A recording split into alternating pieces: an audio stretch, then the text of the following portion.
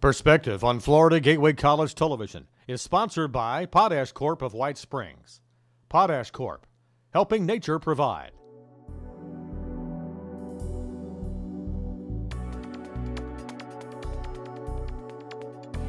Hello everyone and welcome to Perspective on Florida Gateway College Television. I'm Mike McKee and my guest on the program today represent the United Way of the Suwannee Valley. We have with us Rita Dopp, the Executive Director of the United Way of Suwannee Valley. We have Lori Simpson, who is the campaign chair for Columbia County, and Chris Dampier, who is the president of the United Way. We're going to be talking about the upcoming Kickoff, which takes place on the 7th of September here at Florida Gateway College, as well as how you can be involved in this year's campaign. We'll do that when we come back. Don't go away.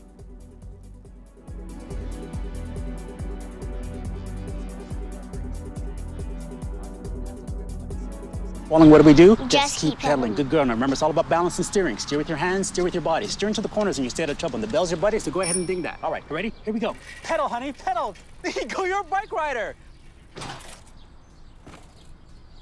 Most parenting is hard to do in just 2 minutes.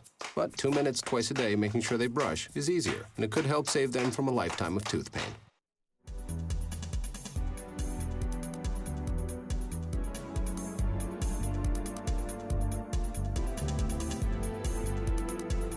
Welcome back to Perspective here on Florida Gateway College Television. My guests represent the United Way of Suwannee Valley, and Rita Dopp, if it's not the beginning of September, it's not United Way, is it? So welcome back for, I guess this is maybe our 25th time opening up a campaign year. Welcome back. Thank you very much for having us. Let's talk a little bit about, this is kind of an anniversary for United Way. Talk a little bit about 50 years in business. This is a really huge deal for us this year. We'll be celebrating our 50th year as United Way of Suwannee Valley. Of course, we weren't United Way of Suwannee Valley 50 years ago. We were United Way of Columbia County, but we have grown over the years and celebrating our 50th campaign season this year, and it'll be our 50th annual meeting when we meet at the end of our campaign season. You know, and when Rita told me the United Way began as the United Fund back in 1968, I did a little research so we could write the video, so we could, you know, kind of make that a theme of ours and being the anniversary. A lot of things are different. The goal, I believe, in 1968 was $39,000. It's a little bit different this year. And there were 8 agencies that the United Fund took care of, and now there are 23 here in the North Central Florida region, Columbia, Hamilton, Suwannee, and Lafayette counties. Lori, this is you're kind of learning what the United Way is all about, so why don't we learn together with the people at home, and you can find out exactly. United Way represents 23 agencies. What are you learning about United Way that you didn't know? Well, it's been very interesting to learn about all the different agencies that they help, and one of the things that I've been really interested in learning about is Reading Pals and how that helps the kindergarten children in our area. Now let's talk a little bit about Reading Pals. Rita, is a program that will put a mentor reader, right? Talk about what Reading Pals is all about and what the goal in Reading Pals is. Okay. The goal of Reading Pals is to enhance children's early childhood literacy. At United Way of Suwannee Valley, what our planning committee elected to do was to take our Reading Pals grant and to really focus on kindergarten students who start their academic career with a deficit in their literacy skills. And so the grant allows us to do 3 things. It allows us to hire a coordinator or to maintain a coordinator who can recruit and train and place volunteers who will work with children just 1 hour a week. If those volunteers will volunteer just 1 hour a week with those children in their classrooms, that's what the coordinator does, is work with them. It allows us to buy classroom materials for those volunteers to work with those children in their classrooms, and it allows us to buy books that we can send home with the children, and our goal is to send home a book once a month, every month, and then we send home a set of books during the summer to help them with their literacy at home and to encourage home literacy. You know, and we actually shot some video. You see the video that some of the volunteers, the kids that are having trouble at their level, if they get behind, that kind of puts them behind forever. And so they're constantly trying to catch up. And I guess Reading Pals, the theory behind it is that you're getting these kids up to where they can compete with other kids and get good grades throughout their school career. That is absolutely correct. Now, another thing, and you know, here we are looking at Hurricane Harvey, which is going to do some, or has done some damage to the Texas coast. The United Way also does emergency preparedness and disaster preparedness. Talk a little bit about that. Fortunately or unfortunately, United Way of Suwannee Valley has had a lot of experience with doing disaster recovery because of the fact that we were first affected by the 2004 hurricanes. We had the 2008 tornado in downtown Lake City. Most recently, we had Tropical Storm Debbie. And each time, what United Way does is we bring together all the community partners who can work together as part of the Long-Term Recovery Committee, which functions as a committee of our United Way. And they do continue to meet even when it's not necessary to meet, just to keep the group intact. So every year, they always have a meeting twice a year, one meeting always in advance of hurricane season, so they can ensure that everybody's got their acts together to be able to do what the community needs to do to respond to needs, to address after the initial response is finished. Well, and you made a good point. Being ready is part of what it's all about. And so by meeting all the time, you have the fire people, you have the people that, like Shane Morgan from the emergency management, and they know what their role is going to be should there be a disaster, because we never know when something like that is going to happen. And from what the forecasters are saying, we're in for kind of a tough hurricane season. Let's talk about some other programs. I know that we grew from 8 agencies 50 years ago to 23 agencies. Chris, I know that you have toured a lot of these. Talk a little bit about what it means to a contributor to United Way, to the agency that gets the money. Well, when you go out and visit some of these agencies and you see what they do for our community, from senior services, we actually had an event there recently, and you got to meet some of the people that actually use those services. What a wonderful opportunity to see where the money goes. And certainly, if you're a donor, you're welcome to go visit any of those agencies. You have Happy House, who also is one of our wonderful agencies. To see those little kids and the attention that they get from the staff there is just incredible to see. Well, and Rita, we talk about Happy House. We always like to show the babies and the older folks, and because we run the gamut from preschool to when you're having to get a home cooked meal. Rita, it's important for the seniors to get maybe that 1 or 2 home cooked meals a week that they normally wouldn't get. To me, if you think about senior services, it really enables people to stay as independent as possible for as long as possible, because it provides a place for them to go. They have socialization, they have the opportunity to engage in activities that are meaningful to them, and even to use their exercise room. So our senior services really provides a whole gamut of services to our seniors in our community. And Chris, you mentioned Happy House, and that was an organization that started because of working families that had children. They could not afford childcare, and I guess anyone who has a child that has to go to childcare, you know what kind of drain that is on the family budget. But it's subsidized at Happy House. It is subsidized, so if you have a child that needs some assistance, certainly go there. And not only just subsidized, but anybody goes there. I would certainly let my children go there. It's a wonderful place, well run, just a wonderful daycare. And they have children from birth, almost right after birth to I mean, you got 5th graders that are going there. But so it's very good for our community. Mike, they are one of the few daycares that actually take care of infants. Yeah, and that's important. Again, working families that are struggling have to have, they can get easily behind. I know Catholic Charities is another agency that is, I guess it's affiliated with the United Way, but they also operate the food bank. Talk a little bit about Catholic Charities and what they have meant by taking over the food bank.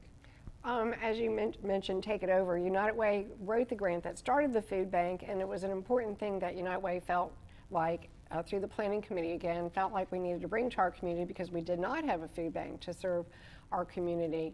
The intention was, when we first started it in 2004, was at the end of the grant funded period to turn it over to Catholic Charities, which had a mission which included feeding the hungry, and that way we could focus on other community needs. You can certainly see how much it was needed, because it has grown from its very modest location that it had on Duval Street to its current location on Railroad Street. So it's a lot of food is going through there. It used to just be shelf goods, and now they've got the freezers and the refrigerators and a lot of a lot of people are being served through that food bank with the assistance of the pantries. Well, and the other thing that they do too is if someone is, and as it can be, you have a car repair that your budget doesn't look out for, and then you miss payment on your electricity, you could easily get behind. They also help with that if families get a little behind. That is correct. Let's talk about some other things. We do the Boy Scouts, do the Girl Scouts. Correct. We do the Boys Club. Correct. Children's Home Society. Children's Home Society. Talk about Children's Home Society. What are they exactly is it that they do? That's a good question because people don't seem to really know what Children's Home Society does, and yet they're really important to our community. They're kind of like Voices for Children in that you don't usually see what they're doing unless you know a family that's actually receiving their services. But the real cornerstone of their services here, in addition to counseling services that they provide, is that they run the Family Visitation Center. So it provides a safe location for families who by court order are separated from their children, or if you've got divorced parents or parents going through a divorce or through a domestic violence situation, to have a safe place for parents to spend time with their children in a very home-like environment where there's toys and even a kitchen, and they can spend time together in a monitored, supervised situation. And you know, a lot of people that may be watching this are not aware that in domestic violence cases where children are involved, there's got to be a place that's supervised for a visitation. Guardian Ad Litem is another agency that looks at children or helps children through a very trying time. Talk a little bit about that, and then we'll go to the Homeless Coalition after that. Okay, the Guardian Ad Litem has a support agency that's a nonprofit called Voices for Children, and that is one of our United Way funded agencies. And what that agency does is really to provide the support for children who are put into the court system by virtue of situations that are absolutely beyond their control, but they need to have an advocate for them as they go through the court system, and have somebody who's simply looking out, not for the parents, not for anybody else, but just what are the needs of that child as they go through the court situation that they've been thrown into. And if you talk to anybody at the Guardian Ad Litem, they'll tell you the caseload is extremely high, that more and more of these children are in very bad situations at home.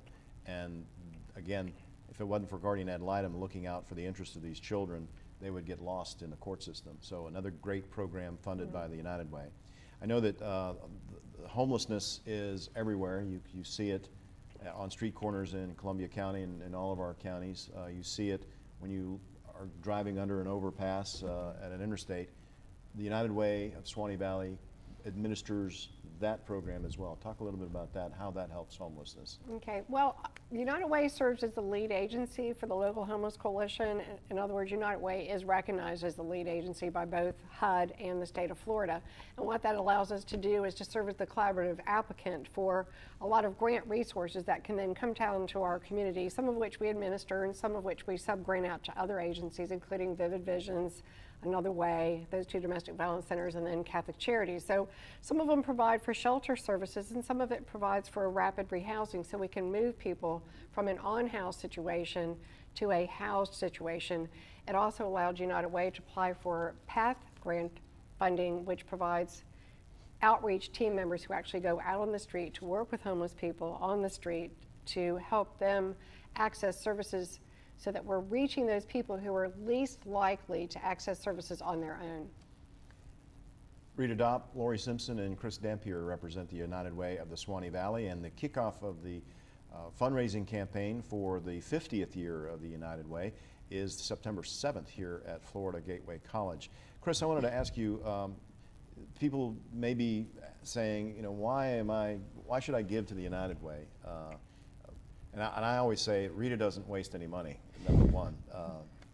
But to talk about why you're comfortable giving your time and giving your money to the United Way.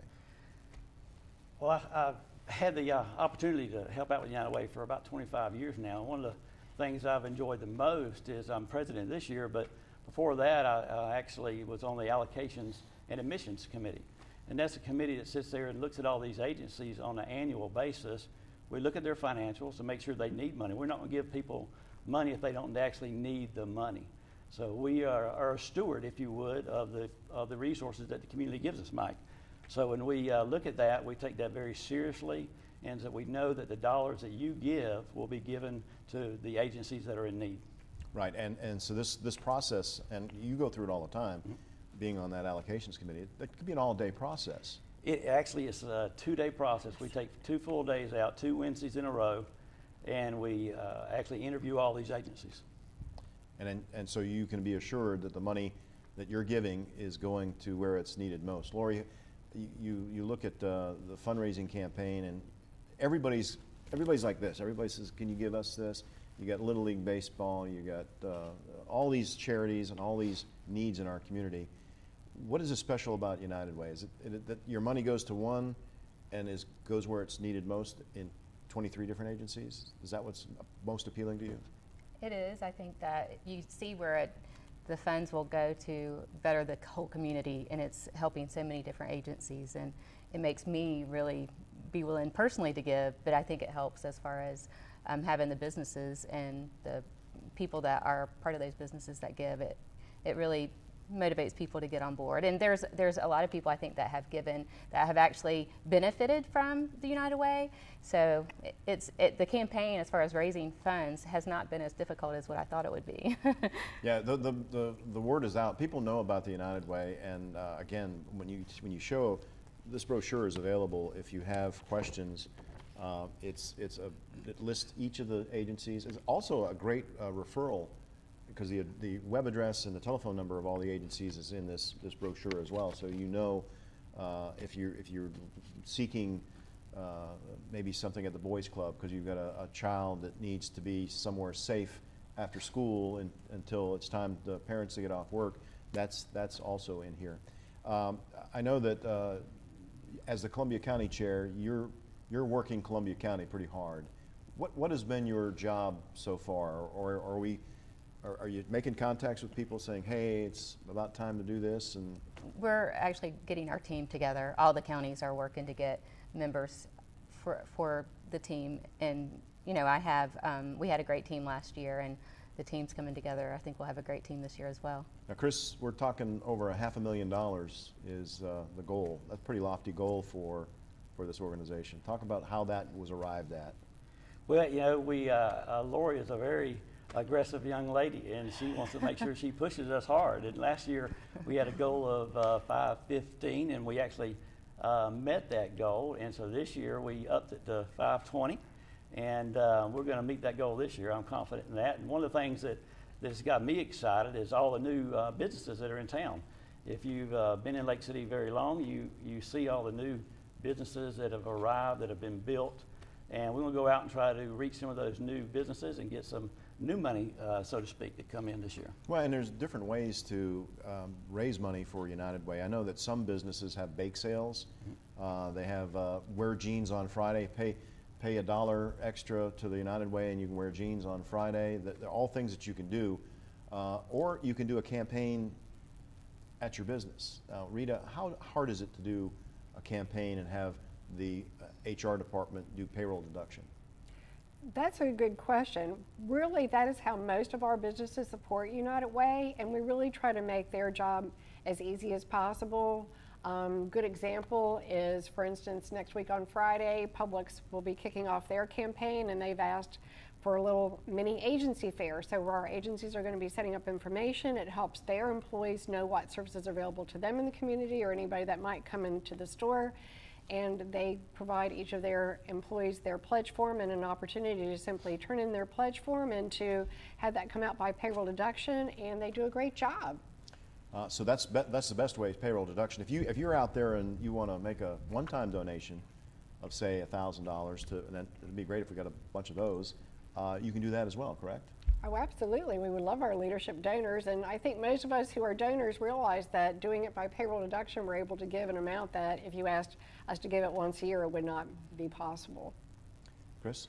I actually did the campaign at where I work at People's State Bank this week, and I told people there that myself, I give through payroll deduction, and if I had to write a check for the amount that I give, I don't know if I give that much because it's a bigger amount of money. My wife might miss that, but if it comes through payroll deduction, I'm cutting up a little bit. But through payroll deduction, you find out that I would probably give a little more than I would if I did write a check, because it's easy when it comes out of your check every couple of weeks. Well, and Earlene Parker, who was the head of the United Way when I first got involved, said the price of a Coke a day is all we ask. And so a Coke was $1.50 something. If you did away with a Coke every day, you could give probably over $500 to the United Way, and probably wouldn't even miss it when it's done that way, when it's taken out of your paycheck in very small amounts. Now, Laura, you also work at a bank, and so you got a kind of friendly you're going to try to outdo what he did last year in Columbia County? And I don't know that we are in a competition like that, but we certainly have a lot of supporters at Columbia Bank, and we encourage them to give, and we have a campaign as well. We haven't kicked ours off like People's State Bank has, but we will. We're working on it. Well, I know that, again, I've seen bank competitions where they were actually bowling in the lobby of Maybe that's a good idea. Of a bank branch, and bowling for donations, I guess. But no, it's the kickoff is very important. It's symbolic of the beginning of a fundraising year, and it's happening at Florida Gateway College. I know a lot of people are talking about money. There may be people out there that don't have the money, that may be retired. They can give in other ways, like being a volunteer. They can certainly be a volunteer. We're always looking for volunteers. My mother's a retired school teacher, and she volunteered with the Reading Pals initiative this past year, and she enjoyed that, and hopefully we'll get her to do it again this year. So don't feel like you have to give money. Sometimes you can work at the United Way office answering phones. I know that we're in a brand new building on Highway 47 that requires coverage in the front, so maybe answering phones is something you can do. But if you need more information about anything regarding the United Way campaign or United Way agencies, if you're in need of help, the number to call is 752-5604, 752-5604. Web address? Is on the brochure. On the brochure? And it is, it's www.unitedwsv.org, or you can write it out completely and it still comes up at United Way, Suwannee Valley. All right. Again, please contribute to the United Way. It's the one agency that it helps 23 health and human services agencies, as well as disaster preparedness and recovery, as well as homelessness, as well as Reading Pals, getting our young kids who may be falling behind in reading an opportunity to compete on an even level with other students. Your donation does make a difference, so please give the United Way. Thank you all for coming on the program today, and wish you the best of luck. Hopefully we'll be doing this again in the spring of next year, and we're saying, congratulations, Chris, you got 550,000 instead of 520. That would be nice. Thank you all for being here, and thank you for watching Perspective here on Florida Gateway College Television. Until next time, I'm Mike McKee. Give to the United Way.